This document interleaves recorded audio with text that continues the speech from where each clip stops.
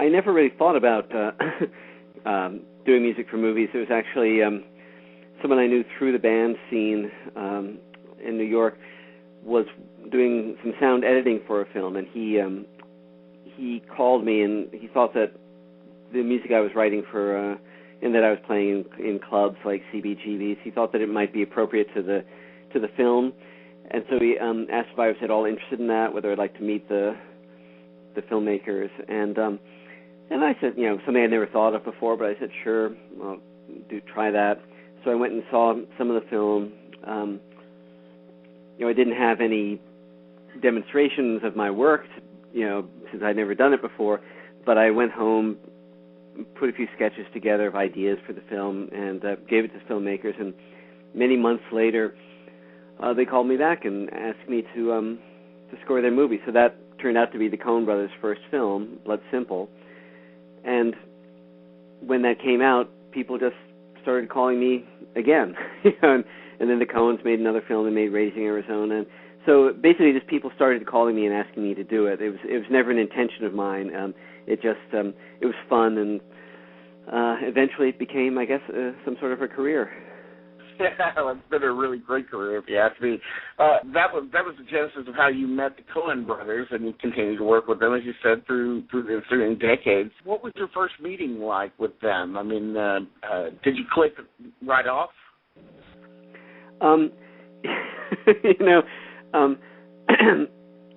We're all about the same age, I guess. At that point, what would we have been? About 25, something like that. But sort of just out of college, really. And I think Joel had already been editing films for a while. Ethan, I think, had just graduated from Princeton, and they're not the kind of people who you walk in the room and you immediately feel completely at ease with them, and they're just not that kind of person. I'm not either. So I think we were all equally uncomfortable around each other, and that seemed kind of familiar. I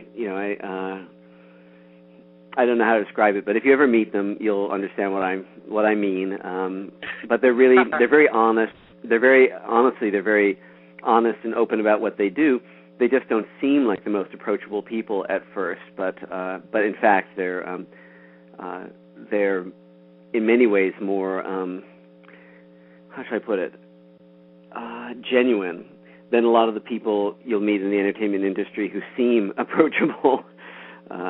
So if they had seemed a little sort of anxious or whatever, you would have had like immediate sort of strange vibes, and you might not have worked as well together even in those first few moments. But since they were kind of, I would imagine they were sort of not suspicious, but just sort of like, well, we'll just see how it goes kind of thing. I guess that was something that you were feeling at the same time as well. It is, and honestly, yeah, you're absolutely right. I prefer the ununctuous, if that's a word. And Joel years later told me that they interviewed many composers because they're the people who were backing the film didn't want to hire someone who knew nothing about it, which is what I was. They interviewed lots of composers, including people whose names were well known. And Joel said that these composer interviews were the strangest interviews he's ever had. That no other type of audition has ever seemed as odd to him as the composer ones. And I don't even know exactly what he means, but he found either the composers themselves or the process of talking to a composer to be very off-putting. Mm-hmm. And my wife's theory is that's why they keep hiring me. Joel just doesn't want to have to go through that again. So you're their composer for life. Yeah, exactly. Well, either that great. or until they meet another composer. Right. Well, it doesn't seem like they're looking really, because and that's great because whenever I see one of their movies, I'm always assured that there's going to be a Carter Burwell score with it, and that's the way I prefer it. Specific scores with them, first for both Raising Arizona and the Hudsucker Proxy. I just bring those two up first. You leaned heavily on the classics for inspiration for those. I mean, there was Beethoven's Ninth Symphony for Arizona, and then I guess a lot of people don't know this one, but Khachaturian's Spartacus Ballet for Hudsucker Proxy, which I think is one of the, I mean, that whole score is incredible to me, and I didn't even know about Khachaturian until years later, Do you find you get a lot of inspiration from classical music? And what was it that made you quote so directly from those pieces in those movies? Well, I'll say right away that in both cases, it actually wasn't my choice, honestly. In Racing Arizona, that little bit of Beethoven's Ninth, it was in there mostly because Pete Seeger had this sort of medley of tunes that he called the Way Out There Suite, and he used to perform it, way back in the 60s. I think the Coens knew it from their childhood, and it included all these different things, some Russian folk tunes and Western yodeling and Beethoven's Ninth. It was this odd wry amalgam of every musical genre you can imagine played on banjo and voice, and Joel had, I guess Joel and Ethan had suggested that I listen to that, and that was where the idea of sticking the Beethoven in came from. On Hudsucker Proxy, it was actually our music editor, Todd Cassow, who I was having on that film a harder time than usual finding the right tone, and because it takes place in some metropolis. They don't tell you what, but it's a lot could be New York, and some metropolis. And I guess if you had to guess, you'd say maybe it's the 30s or the 40s. It's a period thing, but it's also not quite. There's an unreality to the proceedings. So we were having a hard time capturing all those things, the feeling of nostalgia, but the unreality, sort of fantasy aspect. And it was actually Todd Cassow, the music editor, who suggested listening to Khachaturian. And eventually, Khachaturian became a little thorn in my side because that piece, the Spartacus piece, fit the opening scene so perfectly. I was never able to write anything better, and we ended up just using the Spartacus. But which is frustrating to me because I actually did try for a long time to improve upon it, but I was not able to. Well, I see that as sort of like a harkening back to the composers like Max Steiner and so forth that used to incorporate all sorts of pre-existing tunes, from classical music to standards to traditional songs into their scores as well. It just worked perfectly. Yeah, I mean, it really is. That is the tradition of film music. I mean, silent film accompaniment was almost always that. It was a pastiche of tunes that the people in the audience would have known, and they would have almost have known what to associate them with. Like you'd hear the pianist start up this thing, and you knew that a train was coming, or romance is coming, or danger is coming. And you're right. The tradition of referencing known pieces of music is very much at the heart of film music. I think it's something that's not really done that much these days, which is unfortunate. I think a lot of composers these days could actually take a cue from that tradition. One of my favorite, this is a personal question here, one of my favorite of your scores is Barton Fink, and that is a score that just exudes this sort of feeling of great mystery and strangeness. What was your reaction to seeing that film for the first time? Because a lot of people are stunned by that film. And how did you approach the score for that particular piece? Well, I mean, that's one of my favorites, too, as a matter of fact. It might be one of my favorite films of theirs.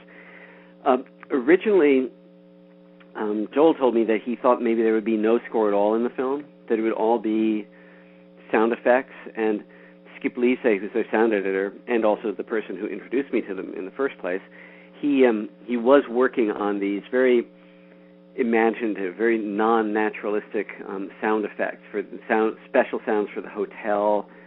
The sound of the hotel is, has elements of like submarines and jet planes and things like this.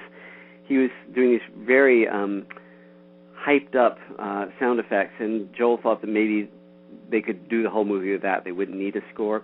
But when I saw the film, when they first played it for me, I did feel that there was an element of Barton's character that I could contribute, which is basically his innocence, or naivete, however you want to put it, and that even though he presents himself as this experienced playwright and from New York City, that in a way he's really a child, and so that gave me the melody. That idea gave me the melody I used for him, and then when Joel saw that, he immediately saw that, oh yeah, this will contribute something important, and then we basically took off from that. And Skip and I very carefully interwove the sound effects and the score, so that in addition to that piano melody that plays Barton, there are times when violins will play very high patterns that are supposed to echo the sound of the mosquito, which is one of the themes in the story, or these low bass trombones will do something that echoes these low tones that the hotel emits. Anyway, that was one of the most interesting things to me about that score, was the collaboration with Skip and how we spotted the film together, and we'd really just divide up the sound spectrum between us. And I'd say, well, I'll do a low drone here, and Skip would say, great, well, because I've got this mosquito sound up here. Or I'd say, well, I want to do these banging prepared piano sounds that sound like plumbing, and he'd say, well, okay, because I've got this fighter jet sound I want to put underneath the sink. And anyway, it was really a fun experience, and I've rarely had a chance to work that closely with the sound designer, but it was great. Yeah, I like there are a lot of moments in it where the score is almost subliminal, really, and right, I noticed that in your works a lot. And harkening back to what you said about the score for Barton Fink, underlining his character, one of our favorites of your scores of your work for Richard Donner's Conspiracy Theory, which we thought perfectly matched Mel Gibson's sort of whacked out lead character. Do you find you get a lot of inspiration from specific performances or specific characters from the films you've worked on? Very much so, yeah. I have to say, it's not so much a plan of mine, but I notice that when I'm working on a film, it will, even though it wasn't planned, I will often end up playing character or being inspired by some aspect of a character. The first time I think I noticed this myself was in Miller's Crossing. There was something about Gabriel Byrne's impassive face and his clear blue eyes that made me think he needs a really sappy, sentimental orchestral score, something exactly the opposite of what I'm seeing. I like the idea that inside that stone face there was a sappy Irishman. But in Conspiracy Theory, it was, honestly, I always, when I read that script, I always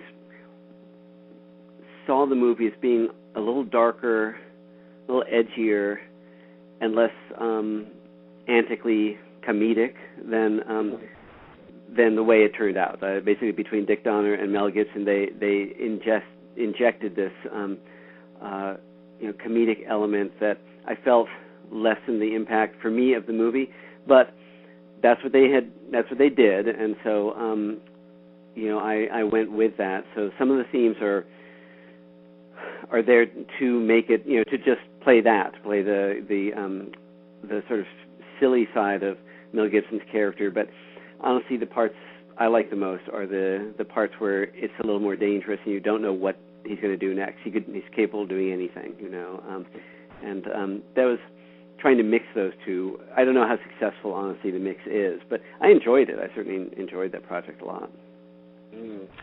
Well, you have another ongoing collaboration, along with the Coen brothers. You've collaborated on every film with Spike Jonze. What's your relationship like with him and his filmmaking style? Well,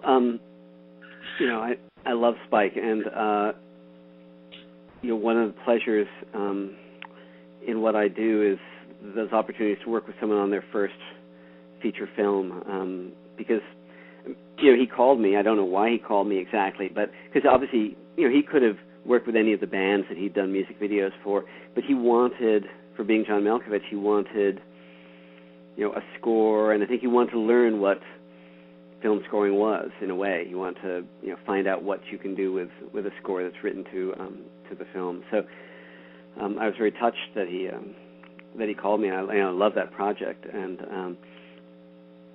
I love working with Skip. He's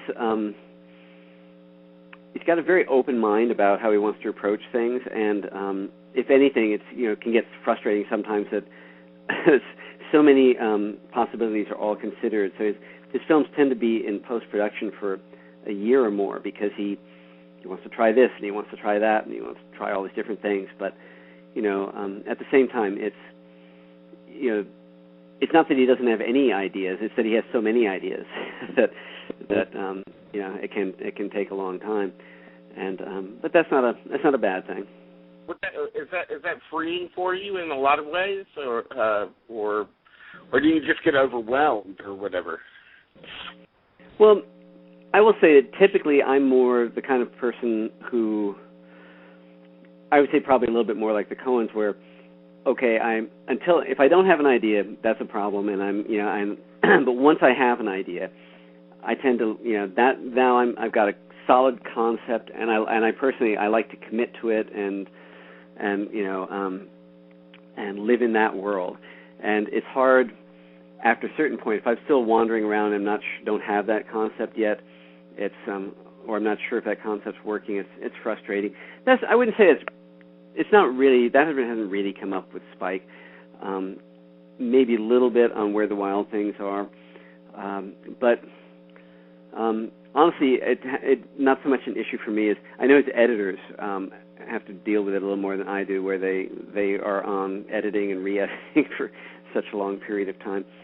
Really, I wanted to say about Spike was just that he has such an open mind about how he approaches filmmaking that it's really refreshing. It reminds me of all the possibilities that are available, which is it's always very inspiring. Yeah. Well, at least two of your scores that I know of have been really in close collaboration with other artists. Maybe three, really. I mean, I throw in there T-Bone Burnett for "Oh Brother, Where Art Thou," which I know you provided additional music for, and then also Big Lebowski, also with him as the music supervisor, and then with Karen O for "Where the Wild Things Are." How did you guys settle on how you parceled out which parts of the films you'd work on? I mean, what was that process? Well, on the Coen films with T-Bone, that was largely most of the parts that T-Bone was had music in. They were there writing the script. Those songs had been written in the script typically, or very early on in the production process. So those spots were all, there for specific... They were all taken. Exactly, that's right. So basically I'm just filling in the, any other spaces that need something, but we're not sure what. In both those cases, especially Big Lebowski, the stuff I did was all written to sound like songs, so that you wouldn't be aware at any point that you were listening to score. So that the things I did are, like I think I have sort of a jazzy film noir detective theme for John Polito's character, and then we have a techno theme for the band of nihilists, and it's all supposed to sound like it's been also dropped in from some other place, the way the Bob Dylan and what have you has. Mm-hmm. In "Oh Brother, Where Art Thou," I did so little. But did a little drum roll here, something there. But again, that film was really so much about the music and the music, all that music which had been written before I was born. So there wasn't that much for me to do. On Where the Wild Things Are, Spike's original idea was that all the music in the movie would be Karen's, and that there wouldn't be any instrumental score. It would all be songs. And when he started cutting it and started looking at it, he began to realize that there were sort of story aspects that weren't coming through that way. That people weren't sure what was going on at certain times or why, or how the characters were feeling. And so at a certain point, he called me and asked me to come on. We basically divided up the film about 50-50. I mean, Karen was writing at the same time I was, and as her stuff came in, she was taking certain scenes, and as mine came in, I was taking certain scenes. And there's some scenes where, we were probably both writing for them at the same time, but whoever got there first with something that was working would get it. But it, in the end, it worked out to being about 50-50. When I see your credit on the film and it's done, I think to myself, wow, I don't remember hearing a lot of the music in this movie. And I mean, like last night or 2 nights ago, I was watching Seven Psychopaths, and the same thing happened. Do you prefer kind of an invisible style to your scoring? If someone has that feeling coming out of the movie, is that something that you want to foment? Well, I mean, sometimes that invisible is the right thing, and I've worked on films, and I guess if you do this for a while, everyone has worked on films at both ends of the spectrum. Ones where the music really had to be invisible. If you noticed any score, then that would be something that would be wrong. And then I've also worked on films where the score is just right up front and insists upon its place, like Raising Arizona would be an obvious example. And it really depends upon the film. I mean, some films, in a way, pretend not to be films. The experience of watching the film, you're not supposed to be having an awareness of the editing or an awareness of the filmmaking process. It's supposed to be a little more invisible. And the most extreme example, in my experience, was No Country for Old Men. We noticed that if you heard anything that sounded like a musical instrument sneaking in with some score, it totally destroyed the tension, and it totally changed the movie for the worse. So in that case, we end up with a solution where you never hear music enter. There is, 15 minutes of music of score in that film, but you never hear it enter. It's a steady state sound that sneaks in, and it is as invisible, I think, as anything could be. I mean, so to the point where that gas station scene, I put the stuff I was writing in the key of B natural so that it would match the tone of the electric hum in the room, because that 60 hertz hum is very close to B. So doing everything I can to make it, really invisible. And so I think the film determines that rather than me. I will say that I will say one generalization about myself. I like less music rather than more in a movie. When I'm sitting in a film as an audience member, and I just prefer not being told how to feel. I prefer to have less information about the emotional subject, and that's generally what film score is doing, and I prefer less of it. So I prefer fewer minutes of film score than most people put in. There's no question. I mean, I totally agree with you. I always think that especially these days, I think there's too much music in movies, and the music isn't that memorable too. That the scoring kind of tips us off on too many emotions, like you said, and it's used in place of actually portraying those emotions on screen through the acting or the writing. Right. I find that another criticism of present day movie music for me is that it kind of it's kind of eschewing melody and theme and adds instead as a sort of an adjunct to the sound effects. Now I know that you do that in collaboration with Skip on some of those films as a conscious effort. Well, would you agree that that's a problem with today's movie music? Is that it doesn't. There's not enough melody in it or theme in it. Well, I'm not going to say that it's a problem with today's movie music, because I think that there are other, not all good music is melodic. I enjoy a lot of 20th century and I guess 21st century music that is not heavily melodic, and I think it's interesting to have that come into feature film.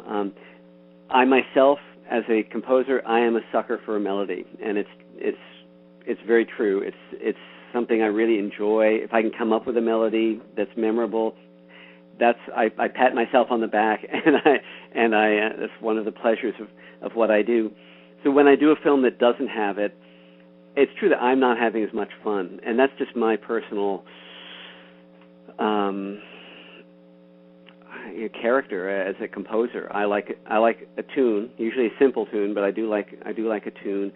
But I don't think that it's a mistake that there isn't melody in more films. I think that if you're trying to write a melody and it fails to happen, if a film is being scored in some kind of 19th century romantic way, like 50% of films are, and the melody isn't memorable, well, that is disappointing, because if you're trying for a traditional film score and you can't come up with a good tune, I do feel that's just a disappointment to me. But I think it's interesting that people are getting away from that, and that's not my personal style, but it's been true for a while now. I mean, since the 50s, there have been different strains of film music that go away from melody, from 19th century harmony, and I think it's interesting. Like I say, it's not. I find it harder for me to do that and still feel that I've written a substantial piece of music, but certainly it can be done. People do it. When I think back on things like Jerry Goldsmith's score for Planet of the Apes, obviously non-melodic works there very well. So there's plenty of examples of non-melodic music that works perfectly. One complaint I've read from composers these days is that they're some of them are not given enough time between the film's final edit and its final mix to explore, all the possible musical possibilities for a film. It might be only a week or 2 weeks or something. Have you encountered this problem in your many films that you've done? Yeah, you're not kidding. That's absolutely true, and it is. There are always different challenges to the job, but I think that's almost always the number one challenge. I mean, I'm sure no one ever has as much money as they want, and there are other issues, but I feel that you can the lack of money rarely actually causes a creative. That's not really a creative struggle. Money doesn't bring that on, but the lack of time does. It's true. I really feel that the music could be better if we had more time, and that really does make it hard. It also makes just living life difficult, because I find myself when I'm working on a film more and more just staying up all night, getting a few hours of sleep, and there's no time left for anything else, for seeing my family or anything. So it's a real challenge, and I don't know what to say about it. I wish that it were different, but I don't know what would make it different. Back when post was all done on film, that slowed the process down a little, and that gave us a little bit more time. But now that it's done digitally, it's all sped up, and that works well for the financiers, because most films are in some sense budget. They're paid for on debt. The money's borrowed from somewhere, and until you can actually release the film, you're just paying interest. So shortening up the post process is good for them as well, but it's really not good for composers. It is a real problem, and you put it exactly right, that not only is it hard to just write what you have to write in the time allowed, it really doesn't allow for experimentation. There really isn't much time to try something radically different. And so on these really tight schedules, I think there's a natural tendency to just go with what you know, and that's too bad. It makes it hard for things like, you gave a good example, like Planet of the Apes. It makes it hard for people to come up with new sounds and new approaches.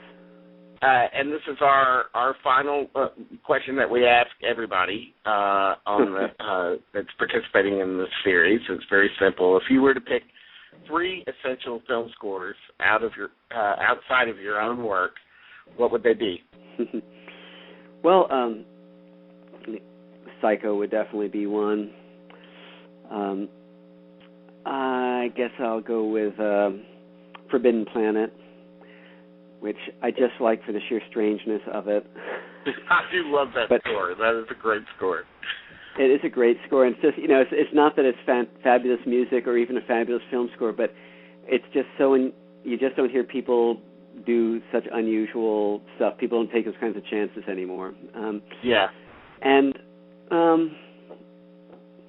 I think I'd probably have to choose something from Morricone. Well, might as well say The Good, the Bad, and the Ugly.